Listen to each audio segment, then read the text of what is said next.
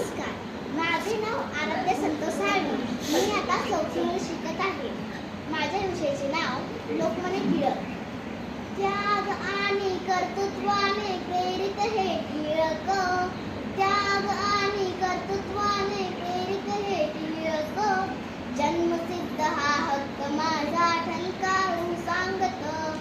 जन्मसिद्ध हा हक्क माझा ठणकावून सांगत. बुद्धिवंत हा बाळ जन्मला रत्नागिरी जिल्ह्यात. बुद्धिवंत हा बाळ जन्मला रत्नागिरी जिल्ह्यात. त्यांच्या कार्याची कथा ऐकूया येईल रे रंगत. त्यांच्या कार्याची कथा ऐकूया येईल रे रंगत. माननीय मुख्याध्यापक आदरणीय व्यासपीठ आणि इथे जमलेल्या सर्व मान्यवरांचे मी आराध्य साळवी मनापासून स्वागत करते. टिळक होते जहाल. टिळक होते जहाल. सोसाविना लोकांचे हाल. सोसाविना लोकांचे हाल. जाळा ब्रिटिशांचा माल. जाळा ब्रिटिशांचा माल. उधळला स्वातंत्र्याचा गुलाल. उधळला स्वातंत्र्याचा गुलाल.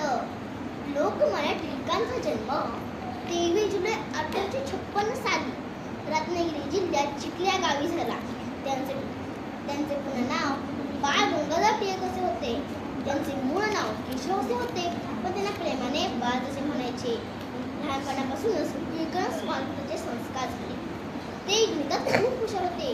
लोकमान्य टिळकांनी शिक्षणाचे महत्त्व ओळखून स्वातंत्र्य काळात सुशिक्षित तरुणांचे योगदान वाढविण्यासाठी आपले मित्र गोपाळ गणेश आगरकर, विष्णू शास्त्री चिपळूणकर आणि इनाम जोशी यांना पुण्यात घेऊन डेक्कन एज्युकेशन सोसायटीची स्थापना केली. या संस्थेच्या अंतर्गत न्यू इंग्लिश स्कूल आणि फॉरेन कॉलेजची स्थापना केली. त्याचबरोबर आपला मित्र आगरकरला घेऊन पत्रकारितेत प्रवेश केला आणि लेखणीच्या माध्यमातून स्वातंत्र्य लढाईला सुरुवात केली.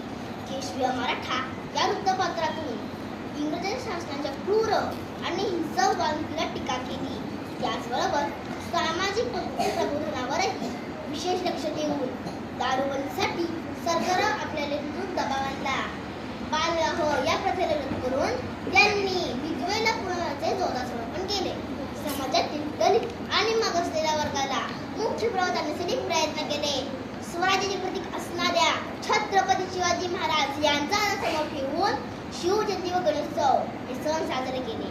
क्रांतीची मशाल पेटली, सिंहाची सिंहगर्जना गरजली. क्रांतीची मशाल पेटली, सिंहाची सिंहगर्जना गरजली. स्वातंत्र्याची नवी प्रेरणा टिळकांनी जनतेला दिली. स्वातंत्र्याची नवी प्रेरणा टिळकांनी जनतेला दिली. नेतृत्व ते झाते लोकमान्य होते. नेतृत्व ते झाते लोकमान्य होते. समृद्ध जळती मशाल होते. समृद्ध जळती मशाल होते. परकीय बनून शापित देश होता. परकीय बनून शापित देश होता. पण आज केसीचा एक लेख होता. पण आज केसीचा एक लेख होता. त्या शेतकऱ्याने जागा समाज झाला.